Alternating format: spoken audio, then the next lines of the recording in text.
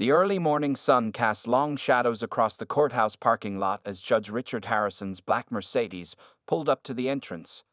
His day had started like any other. Coffee in hand, briefcase on the passenger seat, and his usual scowl firmly in place.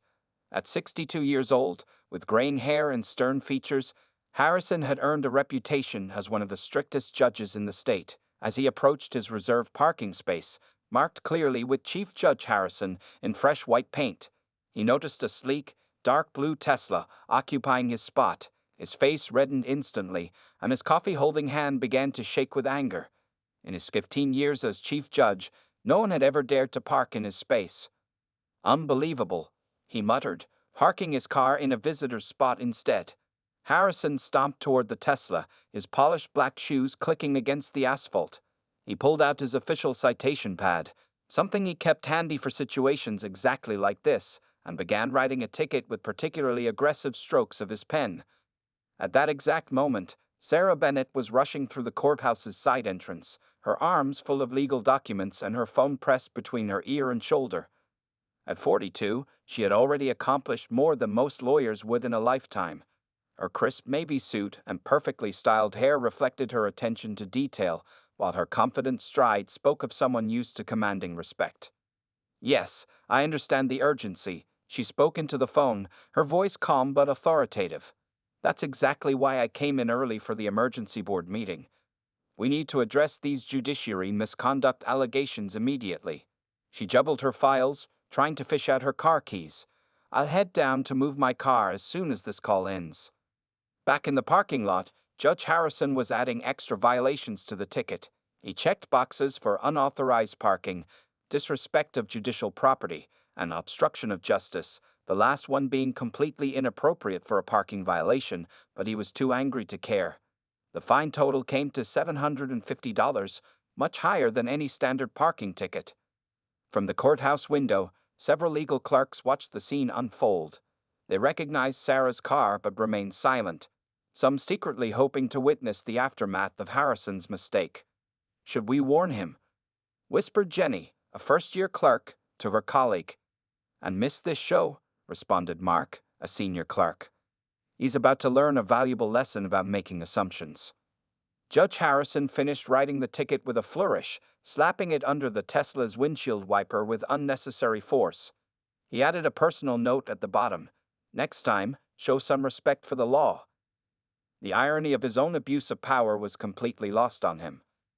Sarah's meeting ran longer than expected, discussing serious matters about judicial conduct across the state. As board chairperson of the State Judicial Review Committee, she took her responsibilities seriously. The emergency meeting had been called to address complaints about discrimination in several courtrooms, including, ironically, some concerns about Judge Harrison's courtroom. When she finally ended her call and reached her car, Sarah spotted the ticket. Reading through Harrison's excessive citations, a slight smile crossed her face. She had dealt with such behavior throughout her career. People making assumptions, jumping to conclusions, exercising power without consideration. But as chairperson of the board that oversees judicial conduct, she was now in a position to address these issues systemically. She carefully folded the ticket and placed it in her briefcase. Sarah had a scheduled appearance in Judge Harrison's courtroom that very morning for a routine case. She checked her watch. She had just enough time to prepare for what would surely be an interesting encounter. Inside his chambers, Judge Harrison was already reviewing his morning docket, feeling satisfied about the ticket he'd issued. He had no idea that his hasty actions were about to lead to one of the most humbling experiences of his career. As he sipped his now cold coffee, he remained blissfully unaware that the owner of the Tesla would be standing in his courtroom in less than an hour, and that his entire perspective on authority, respect, and judgment was about to change dramatically. Judge Harrison's courtroom buzzed with the usual morning activity. Lawyers shuffled papers, clients whispered nervously to their attorneys, and the court clerk organized the day's cases. The judge sat high on his bench, looking down at everyone with his typical stern expression. The morning sun filtered through the tall windows, casting long shadows across the polished wooden floors. Case number 2024 CV 156, Thompson v. Miller, called out the court clerk, her voice echoing through the spacious courtroom. Sarah Bennett stood gracefully, her case files neatly arranged before her. Ready for the plaintiff, Your Honor, she announced clearly. Several heads turned to look at her. It wasn't often that someone of her status appeared for a routine civil case. Judge Harrison barely glanced up from his papers. You're 3 minutes late, counselor, he said sharply, still not really looking at her. This court starts precisely at 9:00 a.m. My apologies, Your Honor, Sarah replied calmly. I was actually in the building early this morning for an emergency board meeting. I'm not interested in excuses. Harrison cut her off, finally looking up. His eyes narrowed slightly as he studied her, but there was no sign of recognition. In fact, since you mentioned being in the building early, would you happen to know anything about a Tesla parked in the Chief Judge's space this morning? A subtle smile played at the corners of Sarah's mouth. Yes, Your Honor. That would be my car. The courtroom fell silent. Even the usual shuffle of papers stopped. Judge Harrison's face reddened slightly, but he pressed on, trying to maintain his authority. Well, then, counselor, in addition to being late to my courtroom, you've shown complete disregard for courthouse procedures. I've already issued a ticket for $750, and I'm adding another $250 fine for contempt. Sarah remained perfectly composed. Your Honor, if I may explain. You may not. Harrison interrupted again, his voice growing louder. This kind of behavior shows a lack of respect for this court and the entire judicial system. Perhaps this will teach you to pay attention to parking signs in the future. Several attorneys in the courtroom shifted uncomfortably in their seats. A few exchanged knowing looks. They were well aware of who Sarah Bennett was, even if Judge Harrison wasn't. Your Honor. Sarah tried one more time, her voice firm but professional. As I was trying to explain, I had explicit permission to park there this morning. You see. Ms. Bennett. Harrison's voice boomed through the courtroom. One more word about this, and I'll double the contempt fine. Now, shall we proceed with the case at hand, or would you like to continue wasting this court's time? Sarah straightened her jacket and took a deep breath. We can proceed, Your Honor. However, I will need to leave precisely at 10:30 a.m. for the State Judicial Review Board meeting, where, as chairperson, I need to review several matters of judicial conduct. The words hung in the air like heavy smoke. Judge Harrison's face went from red to pale in seconds. His hands, which had been shuffling papers, froze mid-motion. Around the courtroom, several people tried to hide their smiles. You're the board chairperson? Harrison's voice had lost all its previous authority. Yes, Your Honor. Sarah replied professionally. The same board that oversees all judicial conduct in this state, including parking violation protocols and appropriate fine structures. She paused briefly. Now, shall we discuss the Thompson case? Judge Harrison's mouth opened and closed several times, but no words came out. The power dynamic in the courtroom had shifted dramatically. The court clerk quickly buried her face in her computer screen, trying to hide her amusement. Finally, Harrison managed to speak, his voice noticeably softer. Yes, of course, counselor. Please proceed with your case.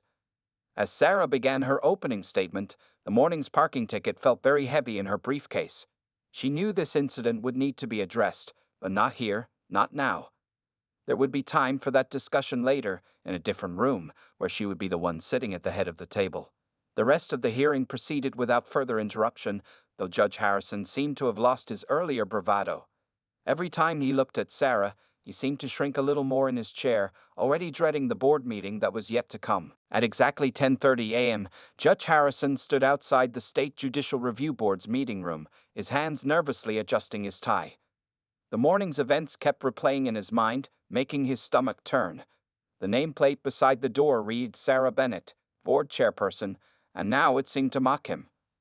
Inside the room, Sarah was already seated at the head of the long mahogany table, surrounded by other board members.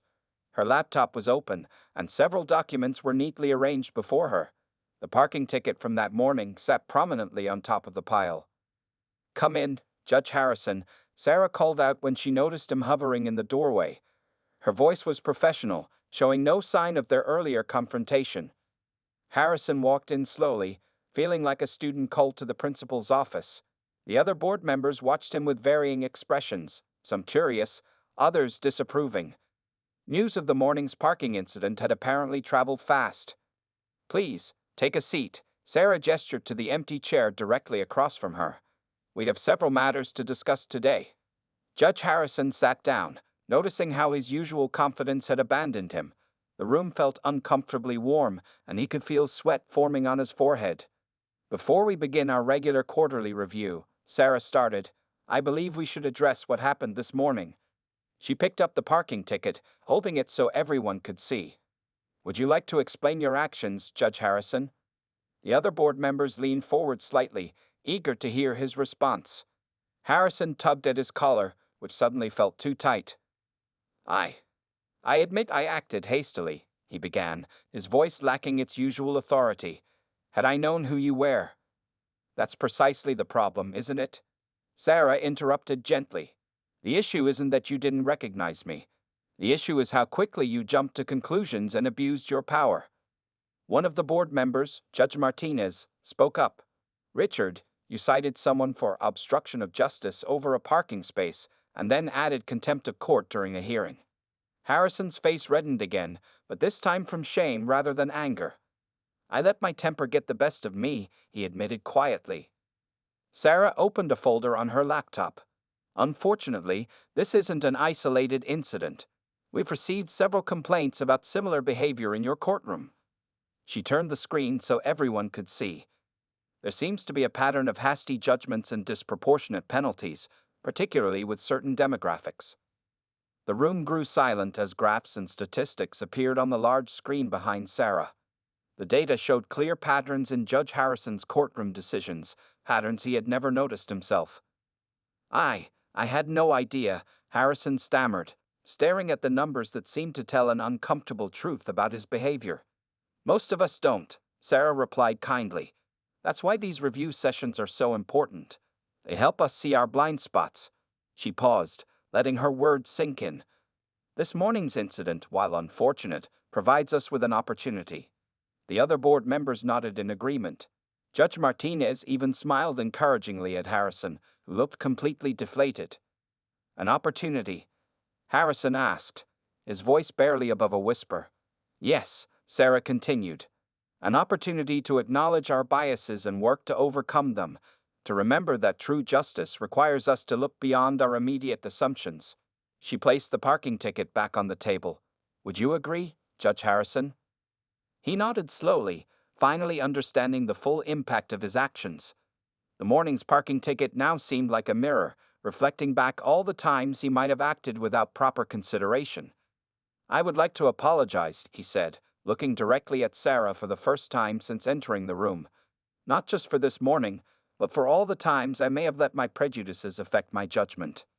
Sarah smiled warmly. Apology accepted. Now, shall we discuss how we can turn this incident into a learning opportunity for the entire judiciary? As the meeting continued, Judge Harrison felt something changing inside him. His embarrassment was slowly being replaced by determination. Determination to do better, to be better. He realized that sometimes the most important lessons come from the most humbling experiences. As the board meeting continued into its second hour, the full weight of Judge Harrison's actions began to sink in. Sarah Bennett had just finished presenting a comprehensive review of his case history over the past 5 years. The numbers on the screen told a story he had never noticed before, one of unconscious bias and hasty judgments.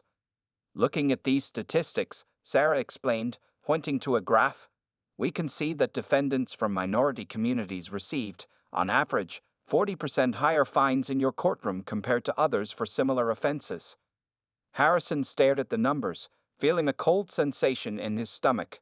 He thought about all the lives he had affected, all the people who had stood before him, hoping for fair treatment. I never realized, he said softly, more to himself than to the room. His hands trembled slightly as he reached for his water glass. Judge Martinez, who had known Harrison for 20 years, spoke up.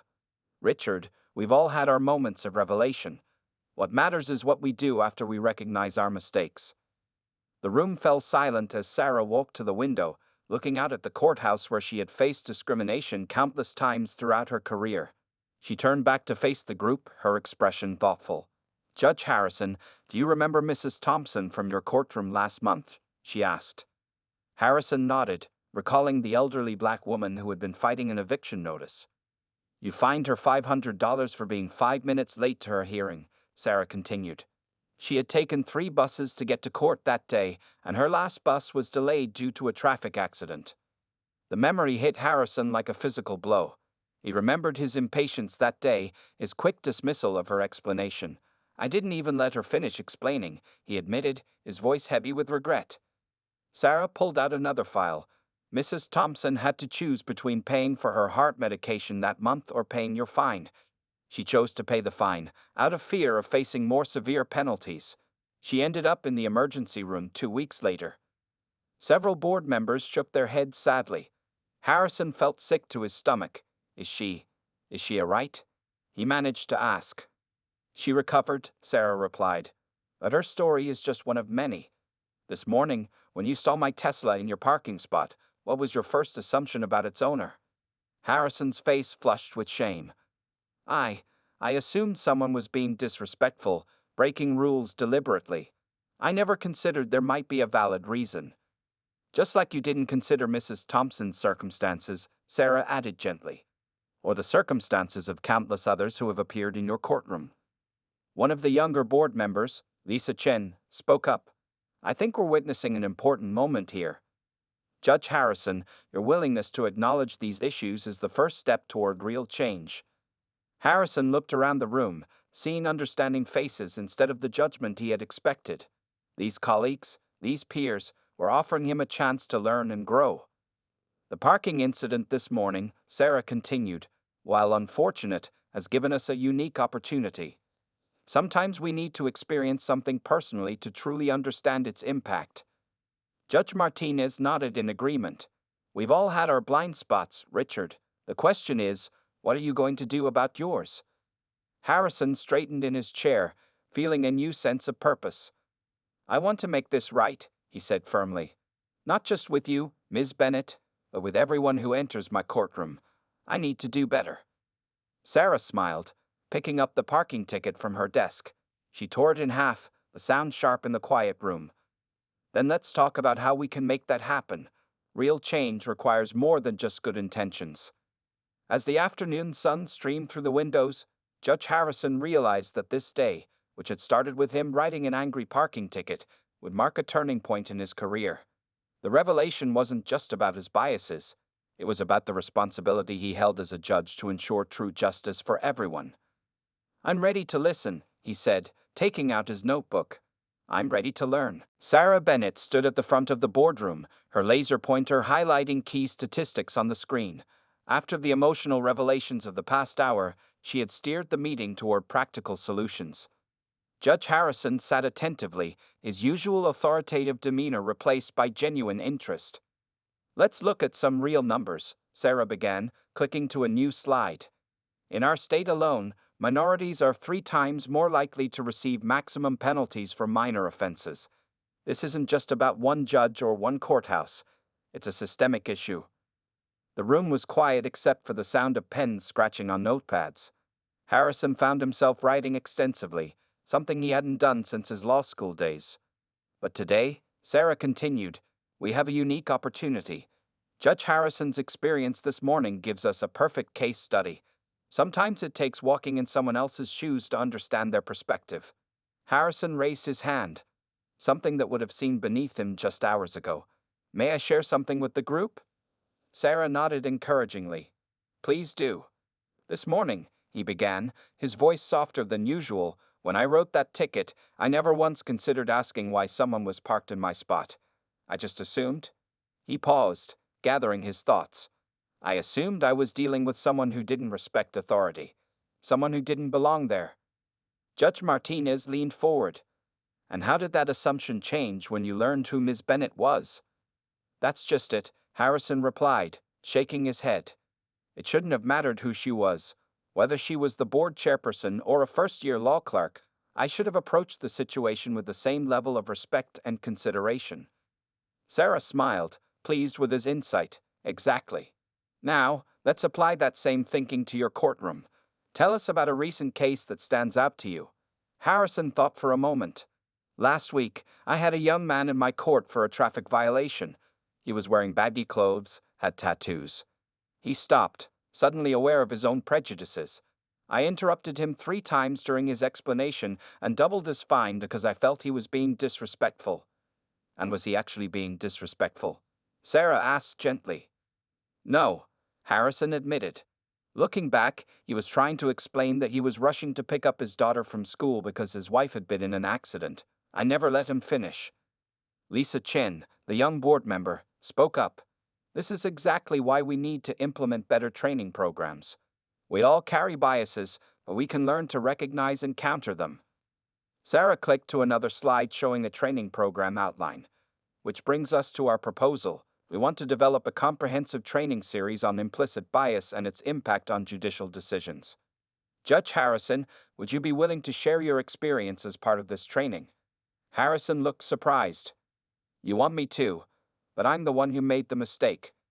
Sometimes the best teachers are those who have learned from their mistakes, Sarah replied. Your story, our story from this morning, could help other judges recognize their own biases before they impact someone's life. The room buzzed with positive energy as board members began discussing the training program's potential impact. Harrison found himself contributing ideas, drawing from his own revelations. We could include role reversal exercises, he suggested.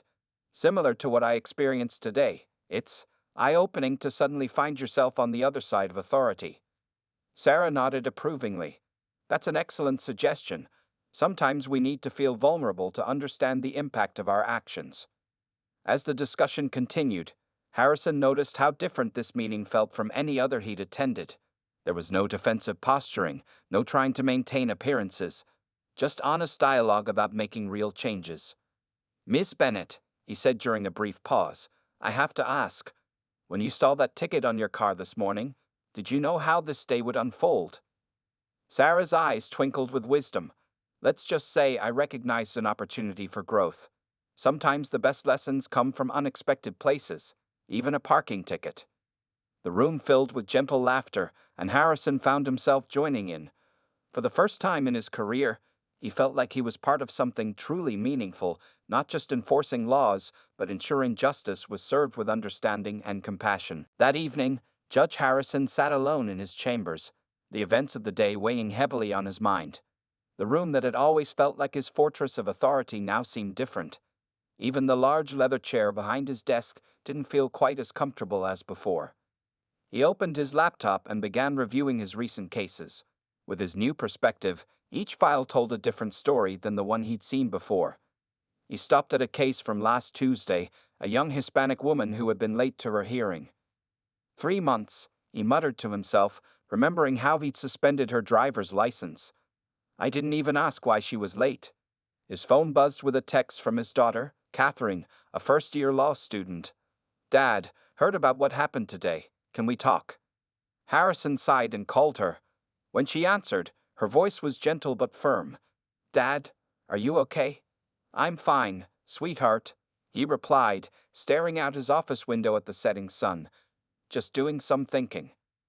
The whole law school is talking about it, Catherine said. But you know what? They're not making fun of you. They're saying it's brave, how you handled it afterward. Harrison felt a lump in his throat. Brave? I made a fool of myself, Catherine. All these years on the bench, and I never saw what I was doing. But you see it now, Dad, she insisted. That's what matters. Remember what you told me when I failed my first practice exam. It's not about the mistake, it's about what you learn from it. He smiled, hearing his own words echoed back to him. When did you get so wise? I had a pretty good teacher, she replied, even if he's still learning himself. After hanging up, Harrison pulled out his court calendar for the next day. 10 cases were scheduled: traffic violations, small claims, minor disputes. In the past, you would have seen them as simple cases to clear quickly. Now, he saw 10 opportunities to do better. He began writing notes next to each case. Ask about circumstances. Listen fully before deciding. Consider alternative explanations. Simple reminders, but they felt revolutionary. A knock on his door interrupted his thoughts. It was Mark, the senior clerk who had witnessed the morning's parking incident. Judge Harrison, I'm heading out, but I wanted to check if you needed anything. Harrison gestured for him to come in. Mark, how long have you worked in this courthouse? 12 years, Your Honor. And in those 12 years, how many times have you seen me make snap judgments? Be honest. Mark shifted uncomfortably, but answered truthfully. Quite often, sir. But if it helps, I've seen you change more today than in all those 12 years combined. Harrison nodded slowly. I've been thinking about Mrs. Rodriguez's case from last week. The one with the expired business license? Yes, sir. You fined her $2,000. Call her first thing tomorrow. Tell her I'm reviewing her case. And Mark? Harrison added as the clerk turned to leave. Thank you for being honest. Alone again, Harrison pulled out the torn pieces of the parking ticket that Sarah had returned to him. He pinned them to his bulletin board, a reminder of the day everything changed. He thought about all the faces that had passed through his courtroom over the years. How many stories had he missed? How many lives had been affected by his rushed judgments? Opening his email, he began typing a message to the entire courthouse staff. Starting tomorrow, we're implementing new procedures in my courtroom. Every person who comes before this bench deserves to be heard, truly heard. I failed at this in the past, but that changes now. As he typed, Harrison felt something he hadn't experienced in years. The pure, simple desire to do justice, not just pass judgment. The parking space incident that had seemed like such a humiliation that morning had become something else entirely, a gift of perspective. Looking at his reflection in the window, Harrison saw a different judge than the one who had arrived that morning. The stern, authoritative mask had cracked, revealing something more human underneath. Tomorrow would be a new day in his courtroom, and for the first time in years, he was looking forward to it. 1 week after the parking incident, Judge Harrison's courtroom looked the same but felt entirely different. The wooden benches were still worn smooth from years of use. The American flag still stood proud in the corner, but there was a new energy in the air. Sarah Bennett sat in the back row, quietly observing. She had come to see if the changes they had discussed were more than just good intentions. What she saw brought a smile to her face. Good morning, everyone, Harrison addressed the crowded courtroom. Before we begin today's proceedings, I want to make something clear. This is a place of justice, not just law. Everyone here has the right to be heard and treated with respect. The first case involved a young mother named Maria Santos, charged with driving with an expired license. In the past, Harrison would have simply issued the standard fine. Today was different. Ms. Santos, he said gently, can you tell me why you weren't able to renew your license? Maria, who had been nervously clutching her purse, looked surprised at the question. I tried 3 times, Your Honor. But the DMV is only open during my work hours, and I can't take time off. I'm a single mother, and my job doesn't offer paid leave. In the past, Harrison would have considered this an excuse. Now, he saw it as what it was, a real person facing real challenges. Thank you for explaining, he said. Let's work on a solution. We have a new program that helps people handle DMV matters during evening hours. Would that help your situation? Maria's eyes filled with tears of relief. Yes, Your Honor. Thank you. From her seat, Sarah nodded approvingly. The training program they had developed was already showing results. Harrison wasn't just changing his own behavior, he was changing the entire atmosphere of his courtroom. During the lunch break, Sarah approached Harrison's chambers. She found him reviewing case files with a new set of post-it notes on his desk. Each one had a simple question written on it. What's their story? What barriers are they facing?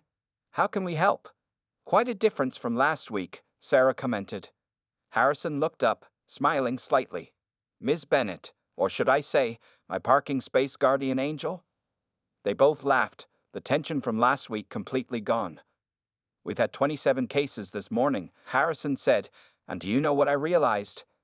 In the past, I would have handled them all the same way, by the book, no exceptions. But every single one had a unique story that deserved to be heard. Sarah sat down across from him. The other judges have noticed. 3 of them have already asked to join our training program. Really?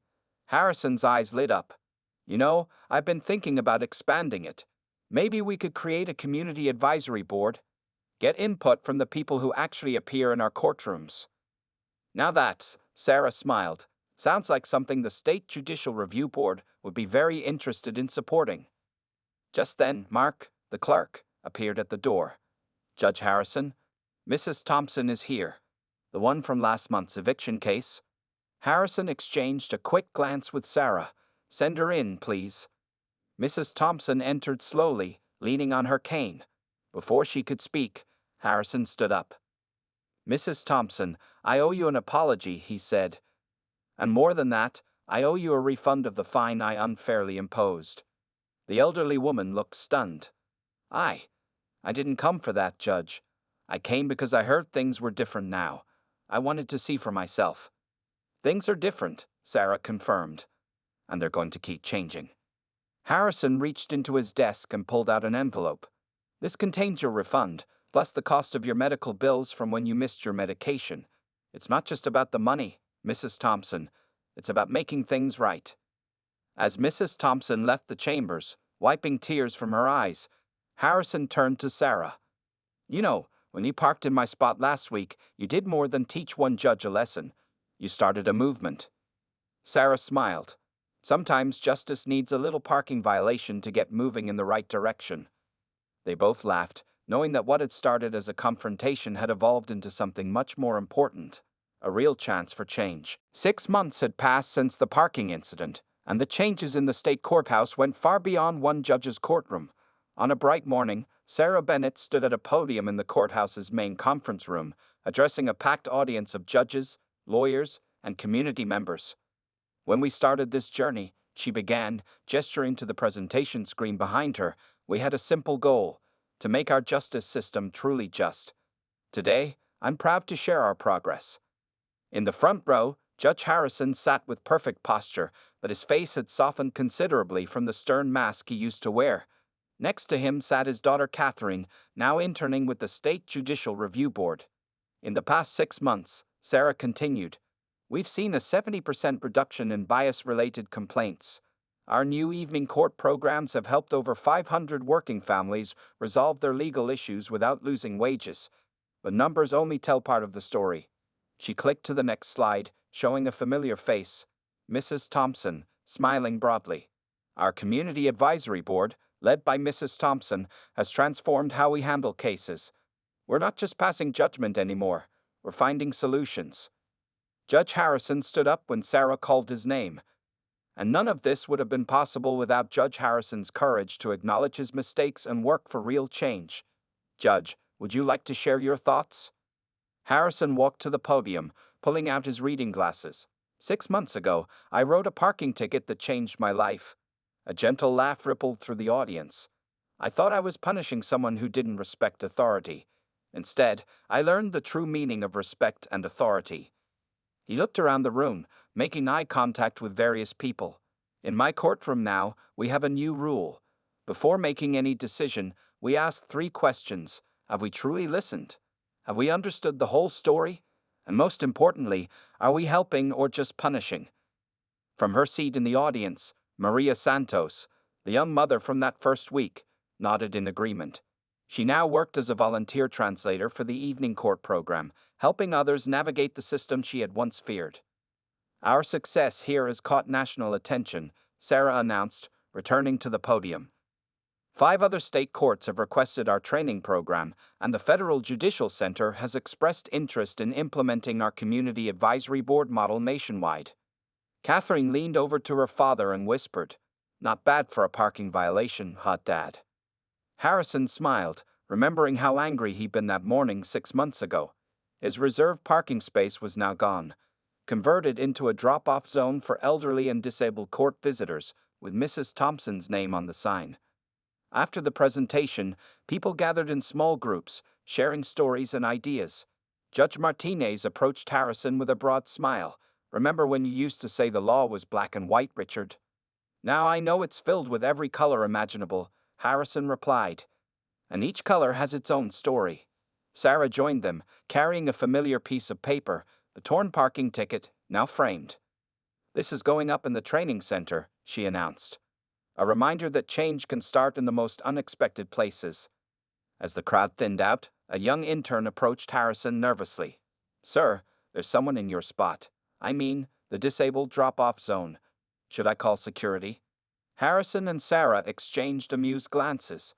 "No," they said in unison. Let's go hear their story first. Walking through the courthouse halls, Harrison noticed something he'd missed in all his years on the bench. The walls were lined with faces, photographs of judges, lawyers, and court staff from throughout the years.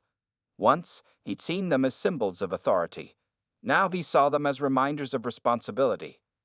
You know, he said to Sarah as they reached the courthouse steps, that parking space was the smallest part of my territory, but defending it made me lose sight of my largest responsibility: justice. Sarah smiled. Sometimes the smallest spaces teach us the biggest lessons. As they stepped into the sunshine, Harrison saw his courthouse with new eyes. It wasn't just a place of law anymore.